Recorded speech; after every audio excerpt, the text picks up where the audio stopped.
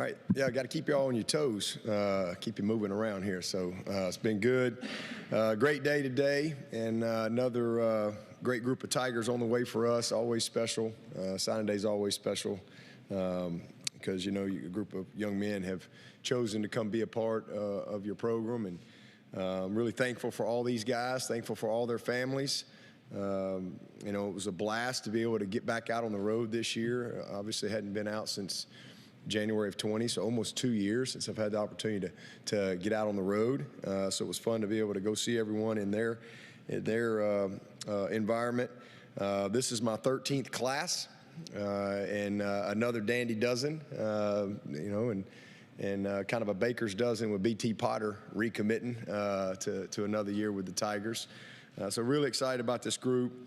Just came from the graduation brunch, you know, and ultimately that's what it's all about. As I always say, you know, till graduation do we part. I mean, it's pretty cool to see so many guys that have changed their lives through graduation.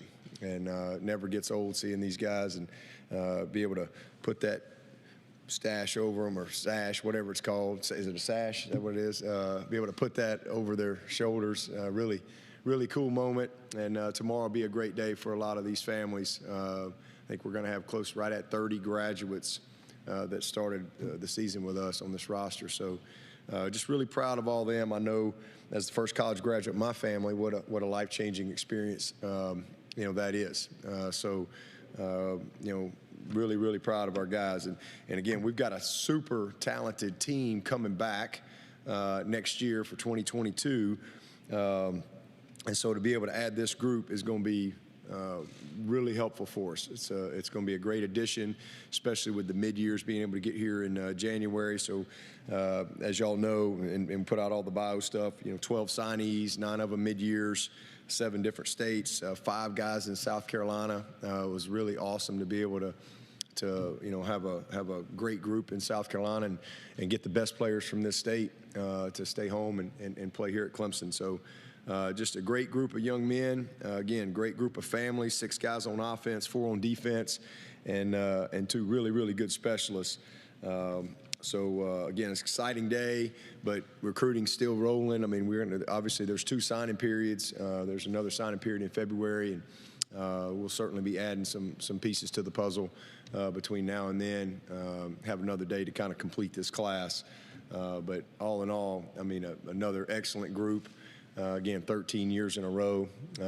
Just really proud of our staff and how we've built this program, evaluated, developed, and produced a lot of successful, great men through what we do here at Clemson football.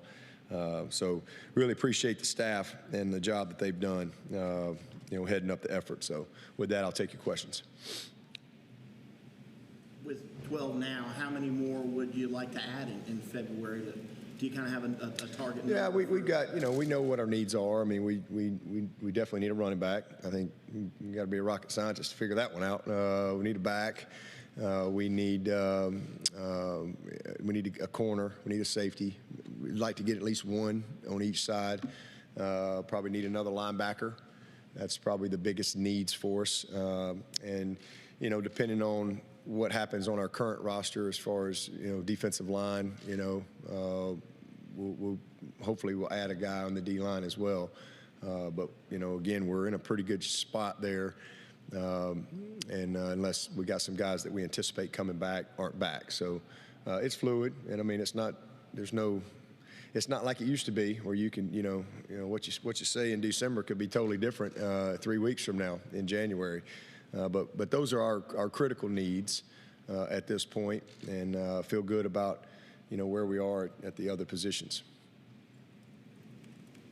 Dabo, do you anticipate signing anyone else in the early signing period? Not necessarily. You know, anything's possible. I think we got 3 days, so I mean it could happen, but it's not something that I anticipate right now. And Adam Randall, I know you'll probably move them around different spots. Where do you anticipate them starting out at the wide receiver spot? Yeah, I think there are 3 guys that can really play anywhere, but, you know, we'll have to get them here, and both of them, Adam will be a mid-year, Antonio will come in the summer, but, getting them here and really assessing where they are. I think obviously Adam is a big physical guy that can handle himself in the boundary, but he's got all the skills he needs to play to the field or in the slot. He can really do all of them. And then Antonio's the same way. I mean, he's most likely just body type will be a 2 and 5 man for us. But as far as where he ends up, when it's all said and done, those guys most of the time cross-train and play multiple spots. But he's a returner. He can do it all. And it's kind of wild. Again, both of them have the exact same birthday. So pretty cool that I had two great receivers born to come to Clemson on the same day. So dynamic. Both of them are very dynamic. I mean, Adams played quarterback, wildcat. I mean, he's done a little bit of everything. So anticipate those guys being able to, bring a very diverse skill set to the position. Is it too crazy early to ask you how many you might be thinking of signing in the 23 class, like ballpark wise? Oh yeah. You can't do that anymore either. Not for a couple more years because, well, even then, unless there's some change, it'll be difficult. But with the COVID year, I mean, you just don't know. It's hard to go to a young man right now and say, hey, can you tell me what you're going to be thinking, 14 months from now or whatever. That's just not real feasible. And I'm committed to the kids here. Always have been. So, we'll figure it out. We can have a kind of a working base, and then obviously your roster could change, your current roster, and that could change the number. But it's really, really difficult for anybody to predict what you're going to sign in the class of 23. So it's really kind of a month-to-month type of deal based on your current situation. And again, the COVID, there's no way to predict who's going to want that extra year. Like for example, BT, he walks in my office yesterday and says, "You got a scholarship for me to come back?" Yeah. So who is that next year? And maybe and we didn't have a big group this year. So who is that next year though? I mean, we have it's a challenge for us in 23 because we got a little different roster makeup, and I can't predict who's going to want to have that extra year. So it's makes it challenging, and it's hard for them to make it. You can't ask them to make a decision that far in advance when they have no idea what their circumstances are going to be at that time. Along the same lines, I think you said maybe XT could hopefully come back. I guess I was under the assumption that he was leaving. Yeah, I'm just saying anything can happen. I mean, he certainly could come back.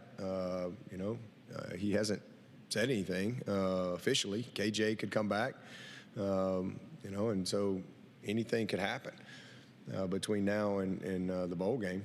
I'm going to save him a spot just in case. You and Brandon went out to Texas to watch Cade play. I'd love to know, what did you guys say to each other when you're watching him and then when you got in the car after the game was over?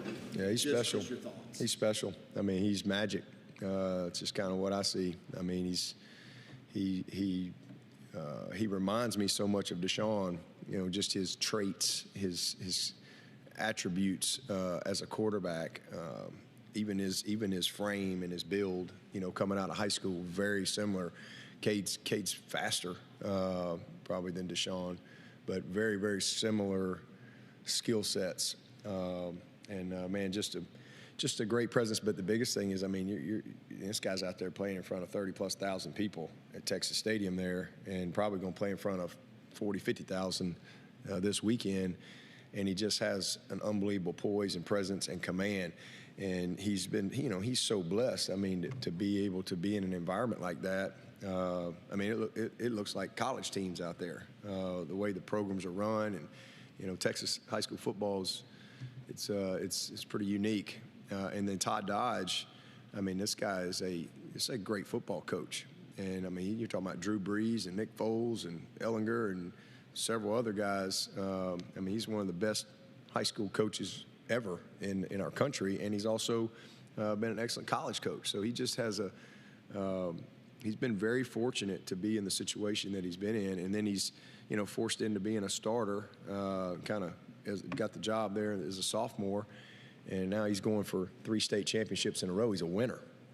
He's a big time winner, And you know, you're watching those two teams take the field last week, and these are two great teams. This was the 4th round.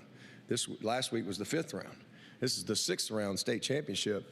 So it's a high level of football, and so he's just real well prepared. But his skill set incredibly accurate. You know, can extend, can create. You know, and just has a great feel for where everyone is on the field. He's a good one. There's a reason why he's the #1 guy in the country. He's proven that. He's earned that. Every competitive environment that he's gone to, he's risen to the top. So super exciting to have another guy, you know, coming in here of that caliber. Capable of, I mean, in the past you said you never really know until you see him here, but do you think right now he's capable of pushing for the starting job? Yeah, I'd say the same thing that I've always said. I mean, you don't ever know where they are until you get them here. You start coaching them, how they transition, you know, away from home.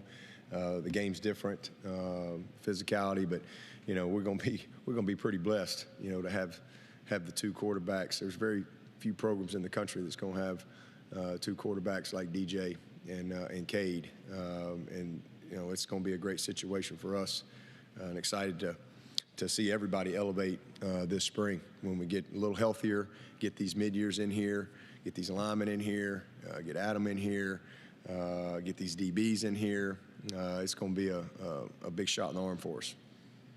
If Will Taylor will still rep quarterback, or do you plan? No, he'll move to wideout. Yeah, he's full-time wideout. We were able to do what we wanted to do, and we were kind of in that process of really kind of transitioning him more and getting ready to take off with him. And obviously, he got hurt there, you know, right out of the gate. I guess that was the second play of the 5th game that he got hurt. So, but yeah, he'll move into the receiver room full time, and we actually did that the last half of the season.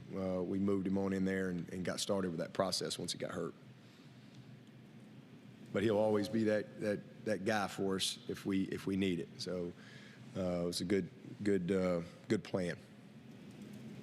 Are there plans to dole out maybe a scholarship to Hunter, Billy? Oh, definitely. We're gonna sign Hunter and Billy Wiles for sure. You know, we can't go find 2 guys, you know, better than those 2 guys. You know, both of them were Division I offered guys. You know, Billy was committed to Tulane, and you know, just wanted to come chase a dream to come to Clemson. And same thing with Hunter. Man, he had plenty of opportunities, scholarship opportunities, and man, those guys are very important. So you know, we got to keep those guys for sure. So both of those guys will be on scholarship. Any other players right now that you can say that maybe earned a scholarship going into next year? No. We always have some guys that we put on from like January to August every year, because you know you have gaps in your roster, guys that aren't coming till summer. So you know, we always try to get to 85, and that was one of the good rules they passed a few years ago, where you could actually put a guy on like for a semester and try to help some of these guys. But we'll do that, and then we always wait till the fall. And you know, you got a guy like Carson Donnelly or somebody like that that's you know been a valuable special teams guy, or some of our specialists. You know, Jack Maddox has earned every bit of his scholarship the time that he's been here, and we've got a couple guys that'll be battling for that spot. So, you know, those are things we wait till we get to fall and kind of see where our roster is.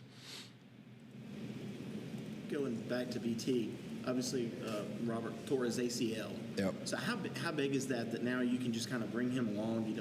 There's no rush in him. Yeah, it's You've great. got a guy. It's great, and Robert's gonna be fine. I saw him, had lunch with him a couple weeks ago. He looks great. He's doing very well.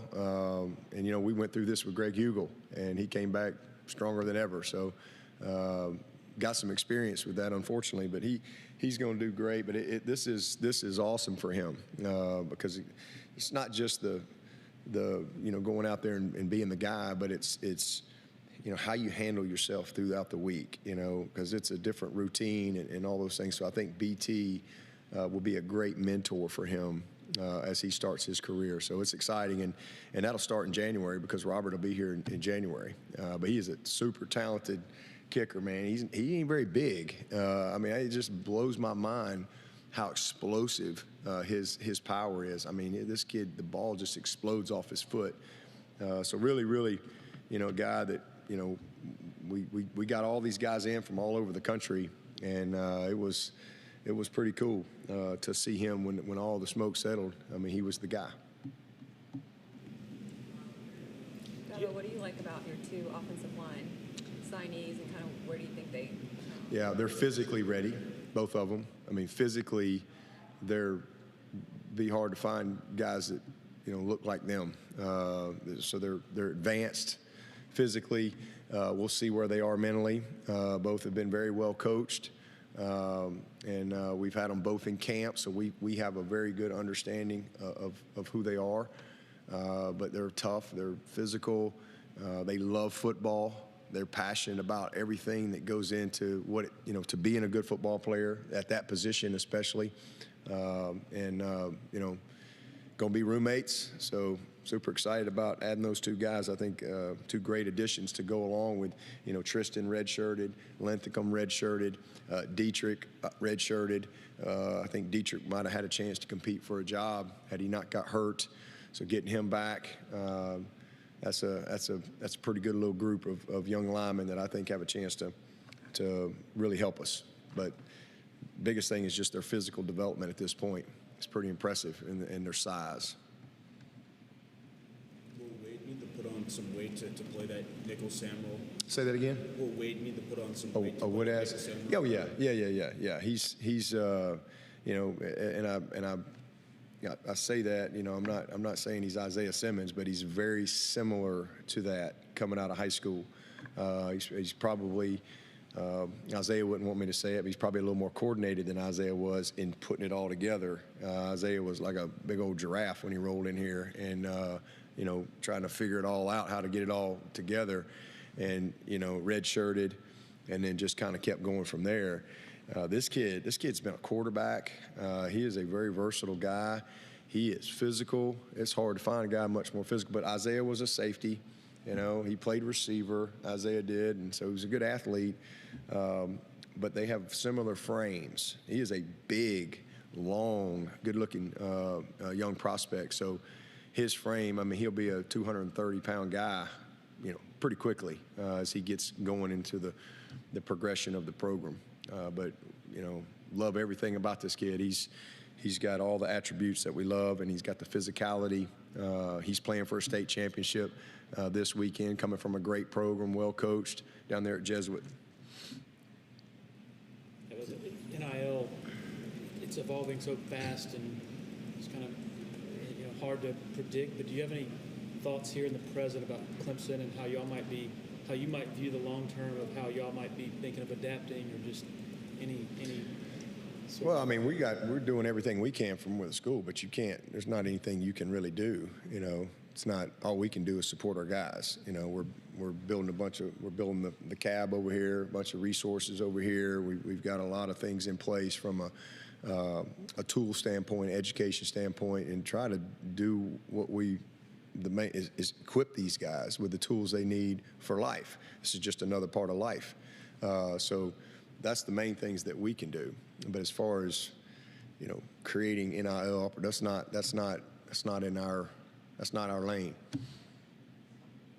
Does Antonio's recruitment remind you a little bit of Trenton Simpson in the kind of the late offer and coming in late, but you also had to fight Ole Miss and some legacy ties there? Yeah, honestly, it reminds me more of Klubnik's recruiting, to be honest with you, because Klubnik, we had offered one kid, and we were waiting on him to see what he did. And Cade knew that. That's one of the things I love about Cade. I mean, this guy's sitting there but we kind of got on him a little later, and we were further down the road with the other young man, and been in our camp, had been here, great player, and we were just further on the road, and we offered him first, and we just really wanted to kind of see what he was going to do, and then but you don't know, and so Street's kind of doing his value when Cade was kind of that guy. And start that process, and very honest, very transparent. That's one of the things I loved about him, is he was very honest and upfront. And he's a young man of strong faith. And his mom his mom was amazing. I remember the night before we were going to find out if we were going to get the one kid. I mean, she sent us all a group text talking about, hey, this is all in God's hands, and we're just so thankful to have the opportunity. And you know, if it's meant to be, it's meant to be. If not, man, what a great experience for everyone. And I mean, and of course, the young man chose the other school, and I was able to make a quick call, and he committed on the spot. Didn't even think about it. This guy's got, you know, 100 offers or whatever. Could go anywhere. But this is really what he wanted to do. And so just transparent, you know, and same thing with Antonio. I think we only offered 5 receivers in the 22 cycle. You know, some schools offer 20, 30. So, you know, we just do things a little bit different because we want to get the right guys, and we got the right guys. You know, I don't ever worry about guys we don't get. I know that's something fans worry about, but we've won a lot of games around here without getting people that we may have wanted. So I just focus on who we get, and because I know that's the way it's supposed to be. I know that's God's will, and that's what excites me. And man, it just was awesome to be able for it to work out for Cade and Antonio. You know, just like it was awesome to work out for Makuba. You know, because that was a unusual situation. And here this kid comes in here and he's Defensive Rookie of the Year in this league. So just the way it's supposed to be. With Tyson transferring, how does that maybe change the trajectory for Cade, or the importance of kind of getting him a little more acclimated quicker? Yeah, we'll hit the ground running. So he'll be here January 9th. So about 3 weeks. Hopefully he'll have another third state championship to roll in here. But you know, we'll go finish this season, and then these guys get a little bit of a break. We'll start our off-season program a little earlier than we have the last 6+ years, just because we're finishing earlier.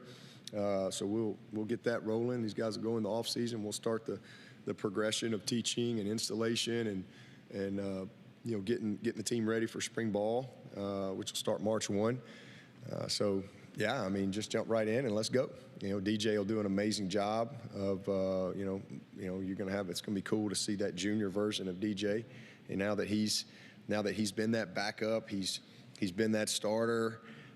He's battled through injuries and some success and some disappointment and all those things. He'll by far be the best version of himself, and I'm excited about that. And I don't have any doubt he'll take him under his wing. And same thing with Hunter, same thing with Billy. So we're gonna have 4 good guys out there and get to work. Coach, of the 3 Greenville County recruits you have, who you see hit the ground running there and starting off and could be a starter next year? Shoot, I have no idea. Again, I don't ever predict those things. I've been wrong a lot, you know. So just as soon as you say, man, this guy ought to be able to come in and help us right away, and he shows up and mentally he's just not ready. And then just as soon as you say, no way, this guy's going to be able to help us right away, like a Travis Etienne, because, you know, he's so far away from being a pure running back, so much to learn, man, he shocks you. So you just never know. You never know. I remember James Skowski rolling in here, and I'm thinking for sure he might redshirt. Shoot. He was like fish to water. I mean, he picked it up and played as a true freshman. And a couple other guys that you thought might play, you know, not ready. So you never know. I never really get into that stuff. And sometimes you have to play some guys even before they're ready, just out of necessity. And we've had a couple of occasions of that over the years. In those Greenville players and then the other players that you have coming from the state, how important is it for you to just have so many talented players here from South Carolina kind of stay home and choose Clemson over other programs? Yeah, well, you know, this is the recruiting people in this recruiting world. Y'all understand. I mean, this is, you know, this is a great year for us to be able to get 5 guys from the state of South Carolina. Man, that's and not only, I mean, like great players. I mean, these are, I mean, Adam and Antonio and you know, Josh and Jaden and Sadler. I mean, these are dudes now. These are great players that could go really anywhere. And to be able to have those guys here, it's a blessing. And not only have good enough players, but to, you know, have the character, to have the academics, you know, to be the right fit from a need standpoint, all those things. It's great timing for us. as I've said many times, there's more people in Atlanta than the state of South Carolina, right? And so we already have a very small pool. The high school football in the state is excellent. It's incredibly important in this state. The coaching is outstanding. We just have a very small pool. And then you throw in academics and fit and all those things, the pool gets smaller. And then you throw in need, it's not always the right need or timing. So it's really been a great year for us from that. But that's our number one objective every single year. Everything starts inside out. And every single year. That's the way we go about it. And, where we are located, we try to recruit North Carolina and South Carolina and Georgia as if it's one state. That's kind of our mindset as we go about it, and then we go from there. Put together some pretty good defensive back classes the last few years.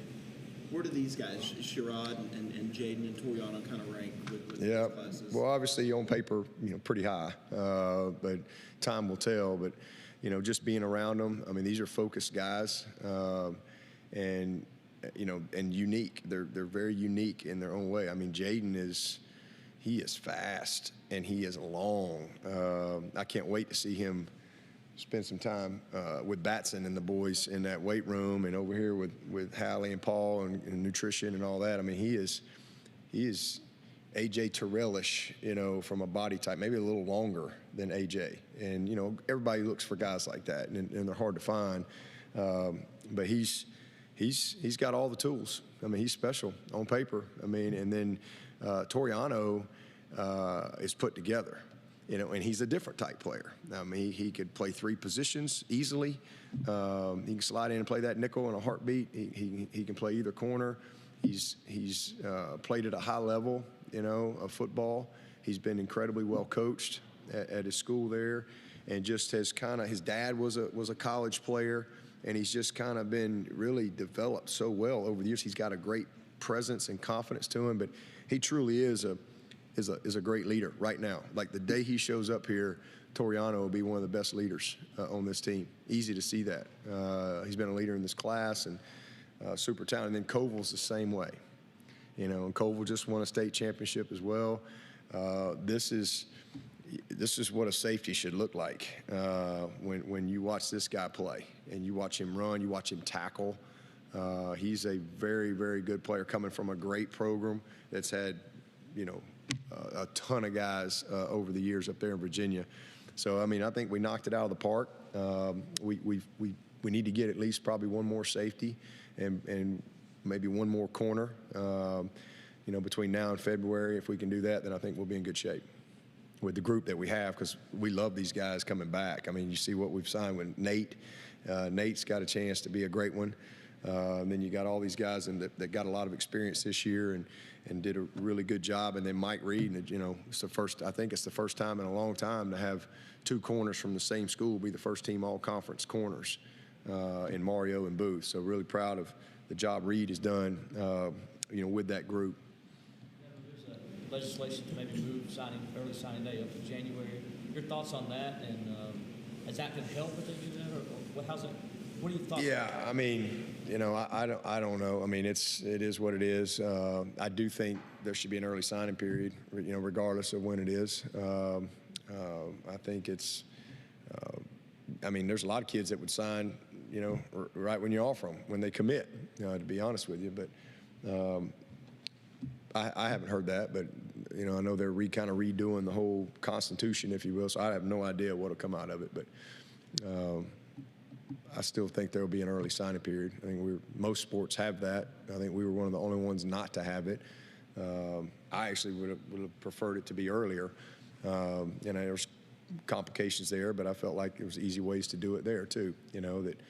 Because if a coach left, I'm like, okay, well, if a kid was signed in August, for example, and a coach left, then they can be out of it and either reaffirm or go somewhere else or go recruiting again, whatever. So I think you'd have to protect the players if you did it earlier, but pushing it back to January a few weeks, I mean, whatever. Because you talked about getting the best player regardless of whether it's the portal or high school. You talk about these positions you still need to recruit. You simultaneously recruit both, or is it you peg those for high school kids? We same thing. I mean, the portal, that's a never-ending deal. I mean, we evaluate that every single day, and we've looked at a lot of kids, but again, it's got to be the right fit for us, and it's got to be somebody that most of the kids in the portal are guys that aren't playing where they are, and there's some obviously exceptions to that, but.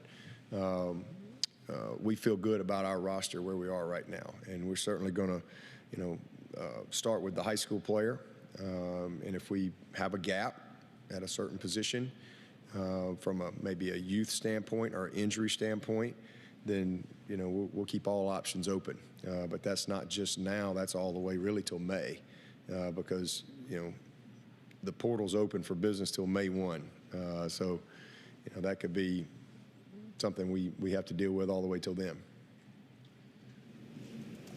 You talked about the 12 out of the 12, 9 are coming mid-year. Who are the 3 that aren't coming? Antonio, Sapp, and who was the other one? Woodass. That's who it was. Woodass. But with the offensive linemen, do you feel like that you guys signed? Do you feel like they can play with a good nastiness and attitude? Yeah. Watch that tape. It won't take you long to see that. They're two finishers, man. That's one thing that jumps out if you watch their tape. It won't take you long to see their love of playing, their passion of playing the position, and their physicality. That's one of the reasons we fell in love with them. Is Cade similar to Deshaun in that he needs to add some? Oh, yeah. I think Deshaun came in here he was probably like 182 maybe when he got here, and he was 200 in August. He was 199 or right at 200 at when we weighed in August. So he really had a transformation from January to August, and I think he left here about 215 plus. And Cade's definitely, Cade I think will be a little bigger. He'll probably be in that 84, 85 range, probably where he'll show up. So yeah, I think you'll see a similar progression between January and August, just from filling out a little bit. Going back to mentioning the in-state kids that you're able to sign, I guess what was different about this class where you were able to offer and then get them in here? Well, this is just a unique year that we were able to offer multiple guys. We really haven't been able to offer a lot of guys. So this was a year where there were several offerable young men in our state. And it just worked out well for us that we were a good fit for them.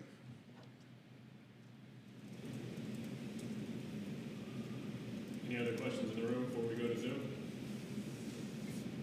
Walk-ons in the state, can you talk about any of the walk-ons? Oh, the walk-ons? 2 guys in the Yeah, we're gonna sign all those guys in February. In our second signing period, we'll announce all of our preferred walk-on guys and talk about them then. Any questions for Coach from anybody virtually? Anything else from anybody in the room? All right, thank you. All right, let's go.